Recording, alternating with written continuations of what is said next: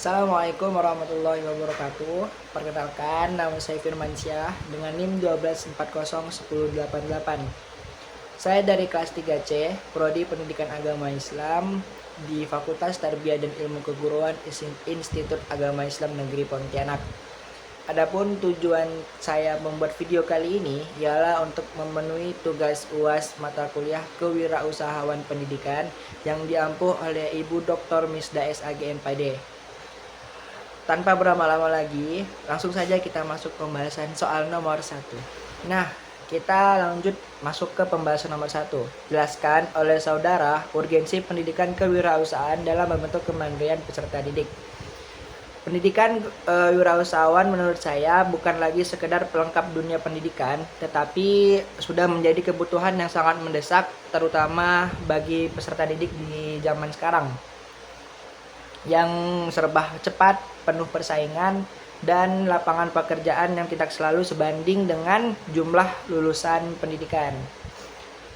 Kalau pendidikan itu hanya berfokus kepada mencetak peserta didik agar lulus dan mencari pekerjaan, maka asumsi yang keliru di atas itu seolah-olah semua lulusan itu sudah pasti masuk ke dalam dunia kerja.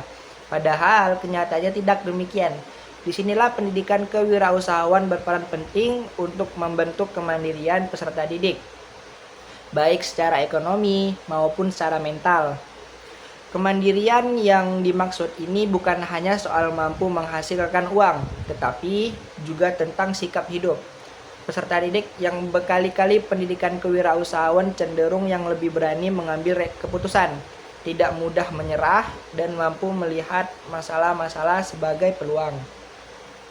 Pendidikan kewirausahaan melatih peserta didik untuk berpikir kreatif, inovatif, dan realistis dalam menghadapi kehidupan.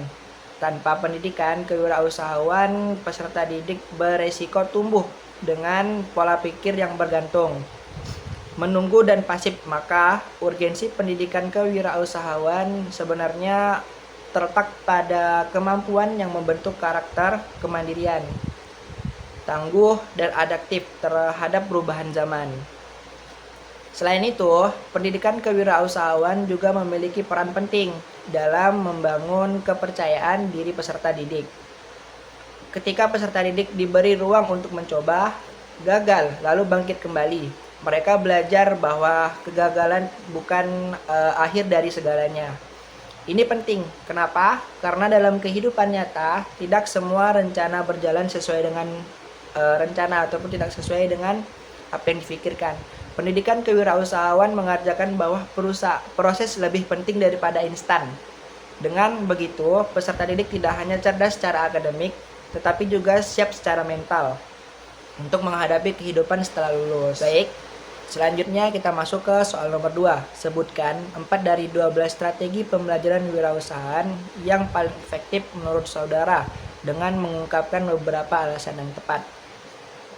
Kalau misalnya kita berbincang tentang strategi pembelajaran wirausahaan, tidak semua strategi itu memiliki dampak yang sama jika diterapkan di kelas maupun di luar.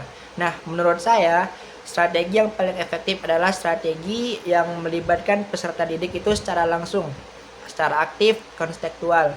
Strategi pertama, yakni yang sangat aktif, yang efektif adalah project based learning.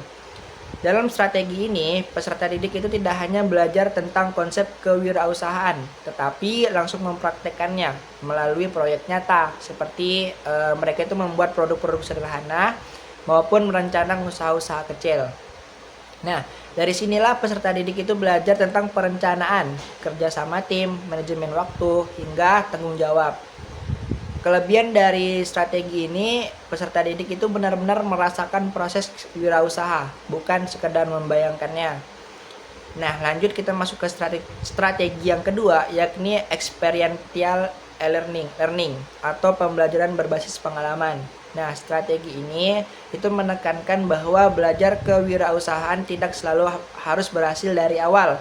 Justru dari pengalaman gagal lah peserta didik itu mendapatkan pelajaran yang sangat penting. Asumsi bahwa pembelajaran selalu berjalan mulus itu perlu dikritisi, karena dalam dunia wirausaha, kegagalan adalah bagian yang tidak terpisahkan. Dengan strategi ini, peserta didik itu mampu belajar untuk merefleksikan pengalaman mereka dalam memperbaiki kesalahan dan mencoba kembali dengan cara yang lebih baik. Nah, kemudian kita masuk ke strategi ketiga, yakni adalah problem based learning, ataupun strategi ini mengajarkan peserta didik untuk melihat masalah nyata di lingkungan sekitar.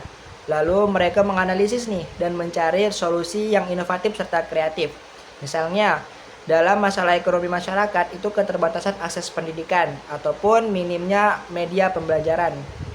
Nah, dari masalah-masalah tersebut, peserta didik itu dilatih untuk berpikir kritis dan kreatif, sekaligus mereka melihat peluang usaha yang mungkin muncul.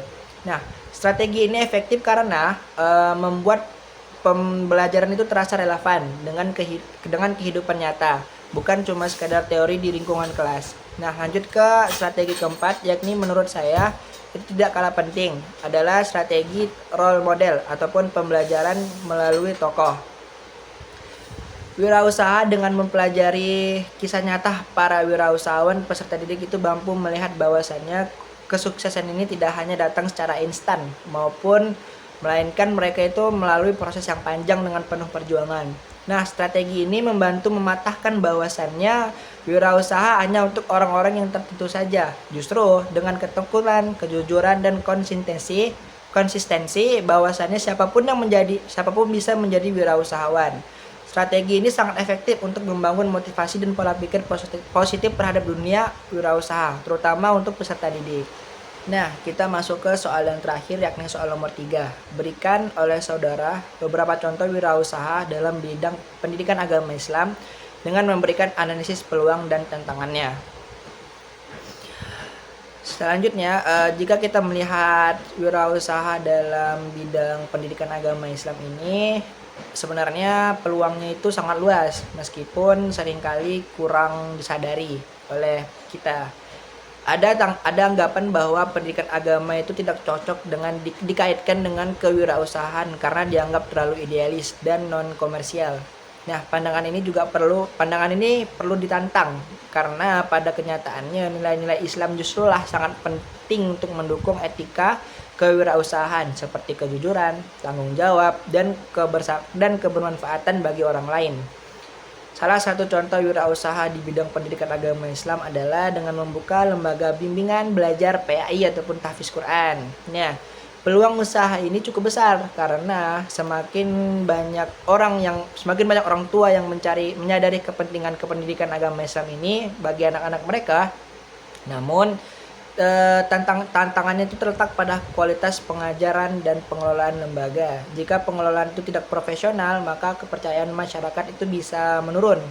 Oleh karena itu, wirausaha di bidang ini itu tidak hanya membutuhkan niat baik, tetapi juga kompetensi dan manajemen yang matang.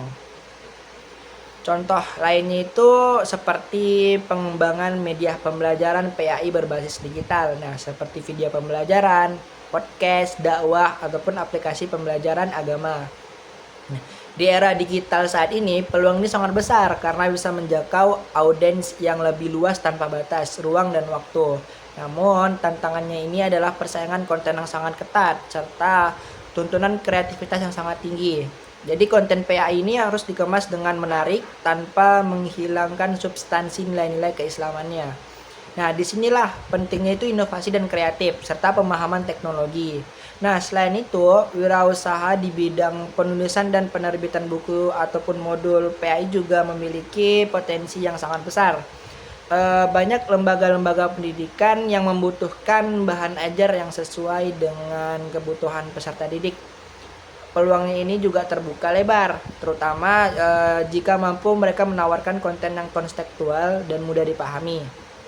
Namun, tantangannya ini adalah daya saing dengan buku-buku yang sudah ada, serta proses distribusi yang tidak selalu mudah. Nah, ini menuntut konsistensi dan kualitas produk yang sangat tinggi.